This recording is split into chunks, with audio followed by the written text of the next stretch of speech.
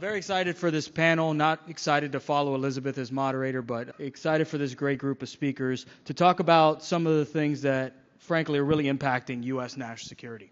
It doesn't go a day without us hearing about new critical infrastructure vulnerabilities, especially as it relates to cyber attacks. Obviously, the testimony we saw just over a month ago regarding Volt Typhoon and our critical infrastructure systems here in the U.S. really speak to the importance. While we often talk about the problems facing critical infrastructure protection against cyber attacks, I think today what we really want to do is focus on the solutions, best practices, and things that we can do as a larger cybersecurity community to help support the overall mission of protecting U.S. critical infrastructure. I'm going to introduce our speakers in the order in which they will present. I've asked them to speak for 3 to 5 minutes, and then we'll facilitate a conversation centered on the solutions towards cyber critical infrastructure protections. Speaking first is Paul Martini, who is the CEO at iBoss. They do have a booth over there, so make sure to check it out.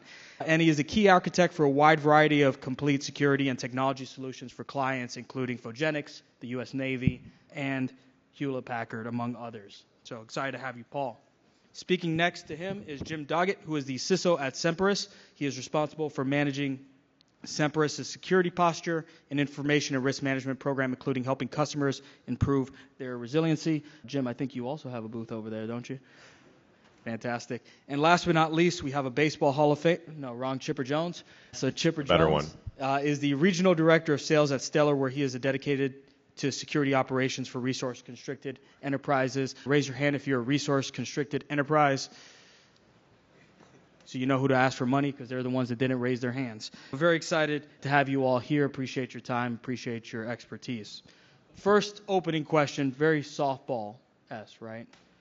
Based on your experience in recent years, what are some of the biggest challenges facing critical infrastructure protection against cyber attacks? But more importantly, what are some of the best solutions and approaches that you've seen in recent years to strengthen our resilience? Yeah, really great to be here. The way I always think about things is in terms of access controls, but I think it's misunderstood quite a bit, especially when it comes to industrial systems. Most people think of access controls as your authentication to Active Directory, Azure, or just logging into a system. I follow the NIST, NIST 800-207, which is, it's a zero trust architecture put up by the government. And particularly what they talk about in terms of access control is to think about protecting your resources in terms of how the airport protects planes. All of us, if you think about the challenges that we have with travel and terrorism on airplanes, and how do you protect against who might want to blow a plane up and who might not, just wants to get over to, let's say, Houston to travel. It's really difficult. The profiling is really tough. Someone who really wants to get in is going to use behaviors and patterns that look very similar to other people. The easiest way to approach this is to take an inverted approach to access, which is, you know there's only 300 people that need to get on the plane to begin with. And so what you can do is you can deny 8 billion people, the population, from that plane and reduce it down to 300. And the access control then becomes more than just checking someone's ID or their passport. What you do is you get them to walk through a checkpoint, and at that point you check, depending on their profile, whether you're a TSA pre-check or not, you're going to get a pat down, you're going to get your luggage scanned, but nothing touches the plane until it goes through the checkpoint and is fully authenticated. Your ID is valid and your passport's valid, and you're authorized, meaning there's no guns or weapons or anything that might damage or damage a plane. The same thing, from my perspective, applies to industrial controls and OT, and actually anything really in your enterprise, which is, we deal with authentication piece very easily. It's a challenge because that's typically what's breached, someone's identity gets stolen. But we don't think about access control in the same way that we think about airplanes and checkpoints. We think that once someone gives you their password, authenticates with MFA, they should just have free reign and interact with these OT and software services. But in reality, you really want to do a checkpoint that sits in front of those resources, and in this case, in front of industrial systems, so that every single interaction is authorized. You can't get to that plane until you go through the checkpoint. You can't get to this industrial system until you cross a checkpoint continuously.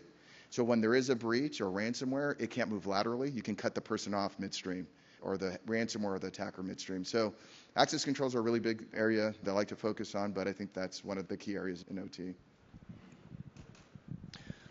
One of the biggest challenges I see today is focus. And I'll go into a little more depth to describe why I mean focus. There are so many new things coming out, from AI to other things, There are all the old stuff we deal with in security every day, and how, as a CISO, do you decide what you're going to do? And I spend virtually all of my time going around the country talking to CISOs. What I'm finding it very interesting is the difficulty that folks have on adjusting what they're focused on the fly. In other words, you prepare a budget, you go get it approved from the board or whoever it is, and then you're stuck with that. But what if the environment changes on you? And I'll give an example of that. Let's just take the whole area of ransomware right now. How many of you all have adjusted what your focus is? Because I look at it as someone can break in and steal data, that hurts. It can hurt a lot. Someone breaks in, though, and shuts your whole IT down with ransomware, might be considered a higher risk. How hard is it to adjust on the fly what your focus is and what you are protecting? And I think we have to do it a bit more frequently, and then once a year, or even in some of the feds, even in a longer period than that, you're out years. So how do you go back to your boards, or how do you train your senior management to where you might need to change what you're doing midstream and say, we're going to spend a little less on this new shiny ball called AI, and we need to put a little more focus on some of our critical infrastructure that gets hit, such as your identity system that you were just talking about a minute ago. How secure is your identity system? Because that is what's going to get hit when ransomware happens. And again, the second part that I would even call in that is the area challenge of resiliency. Typically, it's something that is, typically I've seen it anyway as being more of an IT thing. You get a hurricane, a fire, whatever it is, you've got to recover from that.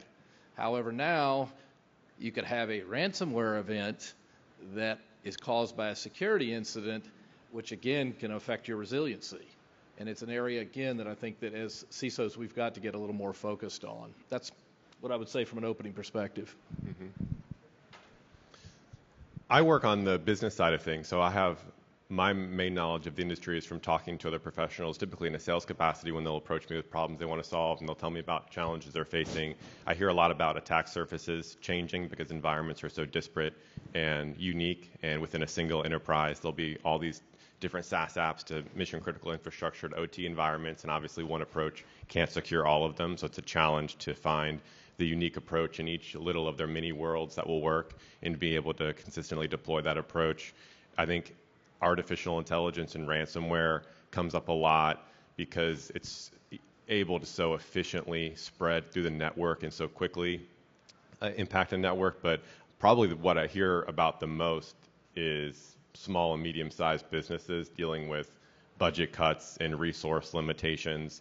That's something that pops up all the time. There's projects they want to pursue, but they don't have the team to do it. They don't have the budget approvals to do, and it causes, I think, a double problem because naturally, with fewer resources and in less budget to deal with to address solutions, there's a higher need for, within the solutions they do have, to have more automation to fill the gaps for the lack of people, and they need more complete deployments of those tools because they have to get as much value out of them as possible to fill as many gaps as possible. But with a smaller team and less money, they end up usually not able to set up all the automations they need, and the products they have usually get less deployed. So it's a very difficult challenge to solve.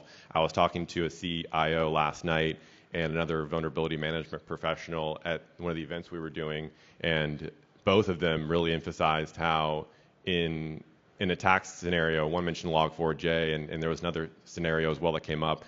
They both had a trusted partner, whether it was a service provider or a solution provider, that made a really big difference for them in being able to quickly address the threat and mitigate the risk and respond to it. So I think in trying to move towards solutions, I think it makes a lot of sense to, with whatever budget you have, pursue a partner, services or software that doesn't necessarily just have a functionality or a feature checklist, but has the relationships and the, I'm not sure the best way to put this, the sort of a soft sense that you can trust them, you can rely on them, you can go to them in a moment, they can deliver for you in a time of need. I think that's really important. And I think another thing I think is really helpful within OT environments is that people talk a lot to me about how it's really hard to secure those environments because typical solutions don't always work for operational technology. It's not like you can always just put an agent on an OT device and have it be protected. Usually there's a lot of complications there and other mitigating factors that make it a lot harder to address. So having some type of effective network detection in place where you can quickly assess anomalous behavior within your OT environments, and then have some type of automation in place to correlate any anomalous security data you get within OT environments and correlate that to other security data and telemetry you have with other pieces of your environment, especially earlier in the attack chain. So that way you can marry those two pieces of data together, and even if you can't have something on that endpoint of that OT device to protect it in the moment, you can at least quickly respond to network traffic that would be anomalous. Because usually the people that are in ownership over management of those OT devices have less security background and less security training. So I think that increases the problem significantly too.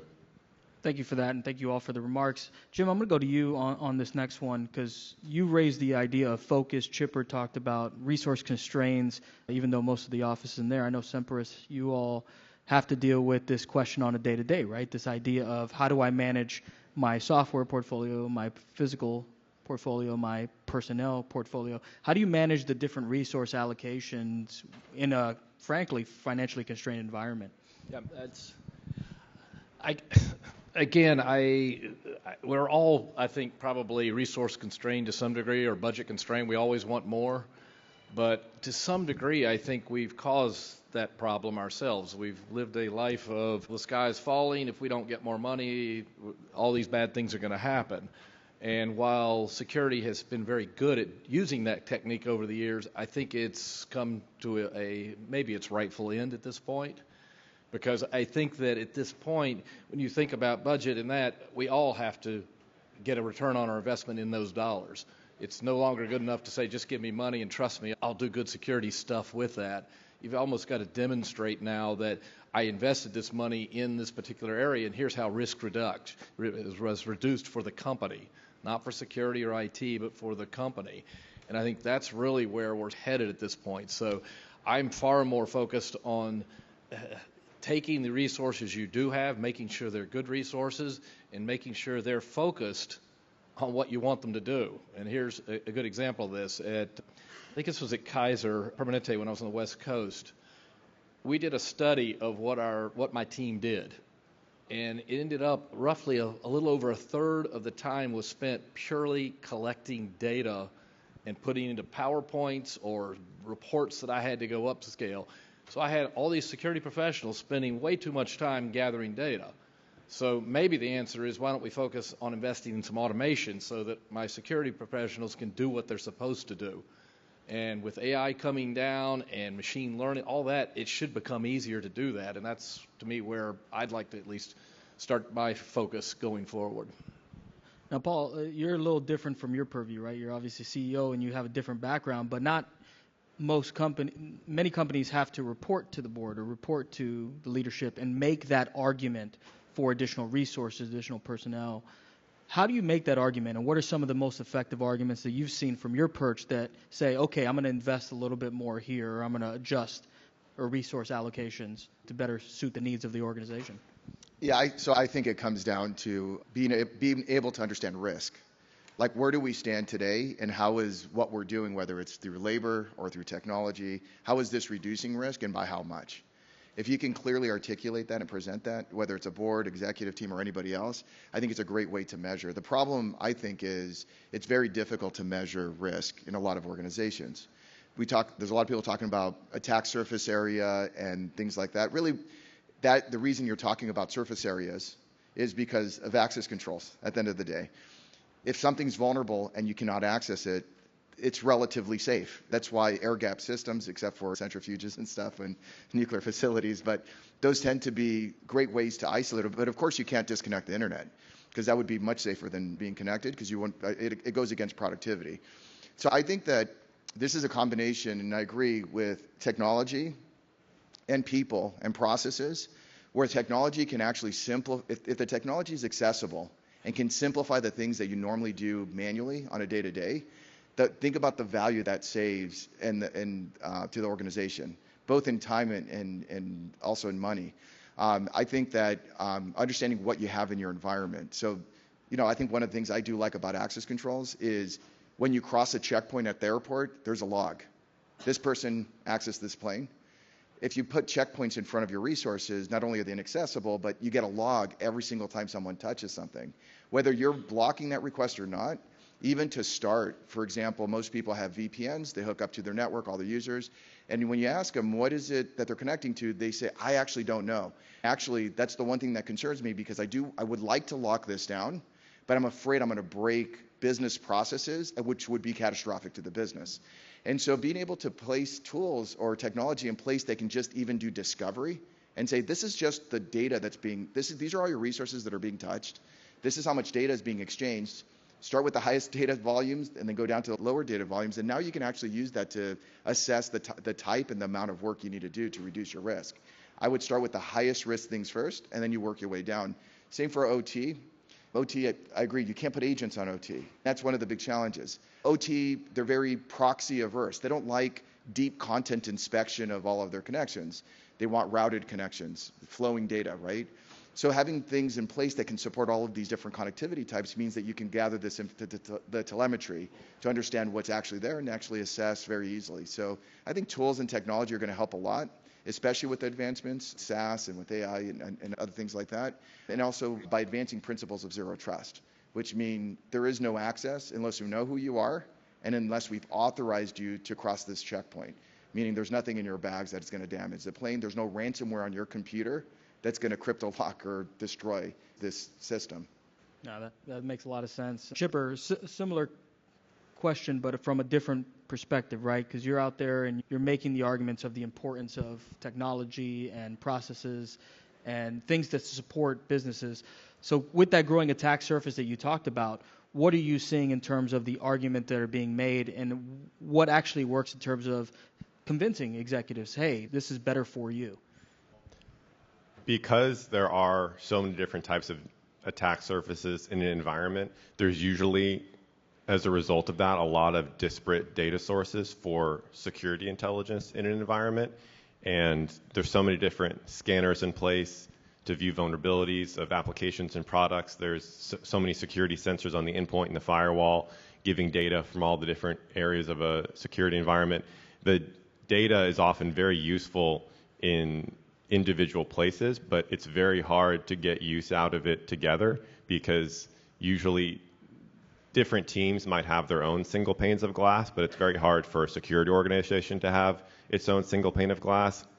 So I think it's really important to find some way to bring the data together and normalize it, because you have to have the data in all the fields possible normalized so it's basically speaking the same language and it can work together. And then once it can work together and it's normalized, then the data can be correlated and analyzed and you can actually do something helpful with it. So that to me is a really important approach. I think once in terms of getting solutions to work, I think a big strategy that the industry has basically promoted over the past, 5 or 6 years or so is basically using a SIM as the central mechanism by which security operations should work. And I think going back to when a SIM first began, it was really just a compliance framework tool. It was basically an answer to the question of, we have all these data from different places, let's find a way to use it to meet some compliance frameworks. But it really wasn't ever designed to be an engine to drive security operations, and certainly not be an engine to drive automated workflows. But for lack of a better go-to, we basically made that be our answer for a security operations center. And so looking forward to the future, I think it's helpful to build your strategy on something where if you do have limited resources like we talked about and you have all these different data sources, find a solution where you can lean on it to be your central automation tool, because I think having a central pane of glass for all these various teams to go to is really important, because if everyone's working in different silos with different pieces of data that's not normalized together, it's hard to drive efficiency and to effectively go after a threat together and do it really effectively. So that's probably a few things to think about. Jim? Yeah, just build on what you're saying now. I completely agree with what you're saying is we probably in the security realm have too many tools today. There's so much data, and that what you're talking about is the need to pull that together. But it's not just pulling it together, it's pulling it together and making sure you don't have gaps too. Because I challenge anyone here, you trust your inventory of IT assets that are out there totally. At least I've worked at a lot of places, and there's not one CMDB that I would ever say I trust. You always find, so how do you start to discover more? Because you cannot secure what you don't know is there. It's just, I think you're headed absolutely in the right direction of what you're talking about. Now, Paul, thinking about the theme of it, the critical infrastructure piece, right? Which sectors are we seeing are most vulnerable, and what are some of the differences you're seeing one sector versus the other, or what are the commonalities between them when you're thinking about securing these critical infrastructure systems? Yeah, so we service DoD, federal government, healthcare, finance. I think starting with government, because of state-sponsored, nation-sponsored attacks, to get to the level of sophistication needed to penetrate some of these systems requires a lot of work and effort. Obviously, the attackers are going to use AI and other tools, but it's really, for them, it's a reward. It's the risk-reward. And so when you're playing at the level of state-sponsored and government-sponsored attacks, for them, the reward's really big, especially when you're talking about Russia and things of that nature. But then also, when it flips to more of a financial perspective, financial organizations, healthcare, because they know if they shut down a hospital, they're going to pay a ransom. There was a ransom of $22 million that was just paid recently. So they're looking for anywhere where they could cause the most pain and hold that pain long enough, and then what amount of money is going to be a result of that. So I think healthcare, finance, and government are by far one of the most targeted. I think we're also going to see state and local as well. Water systems, power grids, right? And this is why it becomes really important. If a city shuts down and the power goes out in the city or state, I think there's going to be some really big movement in terms of financial exchanges and things like that to get things back up. I also think cell phones, and communication systems are also very highly at risk and highly targeted. Jim, are you seeing some of the same things? Yeah, I would say certainly healthcare seems to be way up there right now as far as targets. State and local, at least throughout the country, my experience is every one of them is a big target right now. And what I don't know, is it because they're easier targets or because they're targets that are intended where the people can get something out of them. And again, I don't have all the answers. There's probably a combination of a little both of that. And I'm not saying the financial sector isn't attacked, but again, typically a lot of the financial institutions have more to invest, and they've invested more for longer in security, so they're a little harder target to hit. Versus, at least I came from a lot of healthcare background too, and that, historically speaking, security was not top of the, at least 20 years ago, it was definitely not at the top of the risk world of what people worried about. Now, I think it's changing very quickly.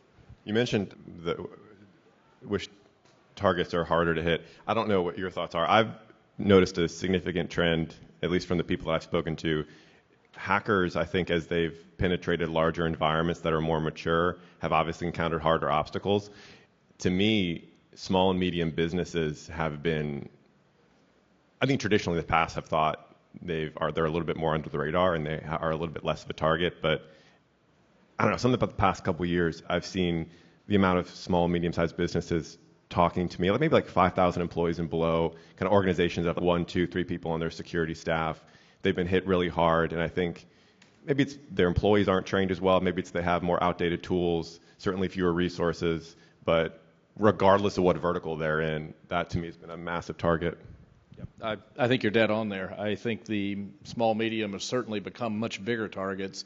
Doesn't mean the big ones aren't. Those are the ones you read about in the paper all the time. And they're still valid targets, and they're still being targeted, and they're still being attacked. But I think it's also the ability to recover, I think, is so dependent on the size of the company and how much practice and how prepared they are, which we can get into a little later. Yeah, absolutely. Now, Paul, I want to switch courses a little bit. We've teased on it a little bit, and it's my new favorite drinking game at cyber conferences is take a shot every time of someone says artificial intelligence or AI, right? So thinking about AI, right, both from a threat perspective, but certainly from a solutions perspective, what are some of the things that you're seeing, trends or best practices in utilization of automation systems to better protect critical infrastructure systems from cyber attacks? Yeah, I can use some real tangible examples. We use a lot of ML models on our side, and to say the level of impressive is next level. A finely tuned model, writing snort rules, IPS rules, YARA rules.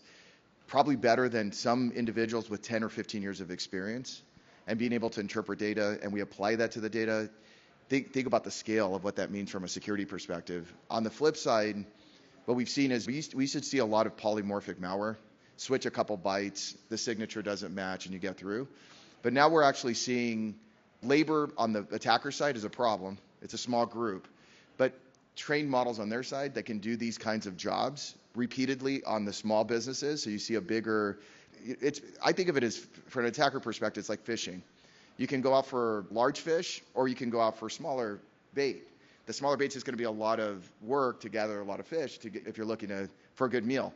But if you have AI doing this kind of work on your behalf, they're not doing the work, the AI is, and it's really small rewards, but it's continuous. I think that the impact this has both on the positive and on the attacker side is going to change. It's changing everything as we speak, and it doesn't have to be quantum computing at this point. Where we're at already has already changed those kinds of things. So yeah, everywhere from operations teams analyzing SIMs, writing rules, it's really reducing their workload quite a bit for making a team of 1 or 2 be the equivalent of a team of 50.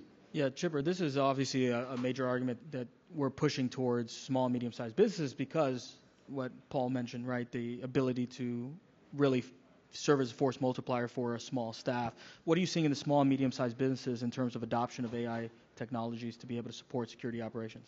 I haven't seen a whole lot of adoption, honestly, but I have heard I've seen a lot of curiosity. I think there's a lot of potential for organizations that are resource constrained to use AI, because there's a lot of products now, and I think there'll be even more. If you're going to RSA, I think you'll see a lot of this where you can use AI to simplify the query language and learning process. So if you're searching in your platform for a threat or how to respond to a threat or anything, you can just type in an English question and it'll say, okay, tell the tool this. You just copy paste, put it in the tool, and then there you go. So I'm interested to see how that changes the incentives with hiring, because it seems like the past few years there's been an interesting cybersecurity situation with professionals where it's hard to break into the industry and get hired into cybersecurity. But usually, from what I've seen, it's the highly skilled cybersecurity professionals are pretty secure. There's always a role for them. But if AI takes hold and really effectively embeds itself within products, I'm wondering if the incentives will change where you could pretty easily hire a lot of entry-level people because they don't need to be excellent with writing rules or knowing all the query languages. They can just think with their own skills of logic, maybe didn't even have a computer science background, but they have an investigatory mindset. They know what questions to ask. The tool tells them what language to put it in. They put it in there, generate the report they need, and over the years eventually get better at that. But I don't know if that'll end up. I think this year will be an important year for tools to really prove how well AI is doing that. So I think RSA will show some initial ideas behind that. Fantastic. Now, Jim, let's ask the question, right? Have the incentives changed, and how has it adjusted from your mindset, from the CISO perch of you got to build your security team around protecting your systems, right? So how has the incentives changed? How has it adjusted your mindset with all of this new technology that is available at your hands? Yeah, certainly the newer technology. One other aspect that I think we got to focus on the new technology is the use of it within our companies. In other words, is it being misused within our own company?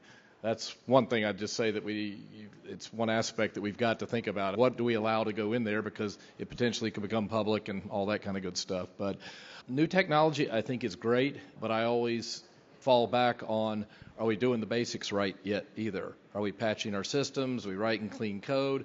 To the degree that AI can help that, that's good, but it's not a replacement for it. It's to enhance it. And I always worry that again, it's that shiny ball theory of something new, we got to divert things to there when we're still not doing the basics right. So I'm still, until I get the basics covered, AI, unless it can accelerate that, which I do think in the coming years, as you were saying, in the coming time, it will become, it can certainly write better code, or it can write worse code depending on what it does, and we've got to figure all that out. Do you think it would write better code than developers going into online repositories and copying code and putting it in place from open source tools? That all depends. I wish I could say yes, but it has the potential to do that. But it also has the potential of to insert weak development code in there just as easily. Yeah, to answer that question first, and then I want to go back to the other comment. But I think AI used properly is like a tool. If you copy code, if a developer copies code from a website or copies code from AI, that's bad, probably, unless you know what you're doing. If a lawyer copies an answer from a ChatGPT response and presents it in court, that's bad. Because it's not necessarily correct, and there's likely vulnerabilities when it comes to code, right?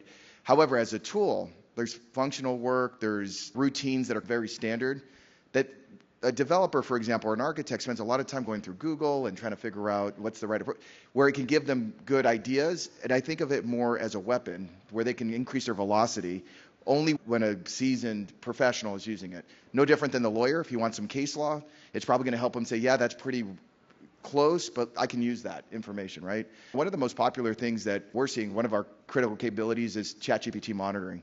And I'm surprised on how popular this is, which I actually wouldn't say I'm super surprised by it, because proper use and leveraging of technology is good. Bad leveraging of technology is very bad. There's cases where, like in Samsung, they posted their code into the ChatGPT to ask it questions of what they explain the code. Guess what? The ChatGPT learned the code and told all the competitors, and they literally lost their source code because it learned the source code. Now it's leaking it, right?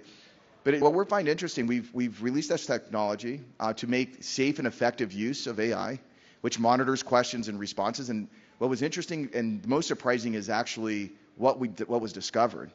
Like how people are using AI is very surprising within an organization. Anything from proper use of AI, where they're asking good questions, and they're to literally pasting source code, health records, PII. Hey, write me a report for this patient, and you're just pasting the information. You're leaking HIPAA violations and things of that nature.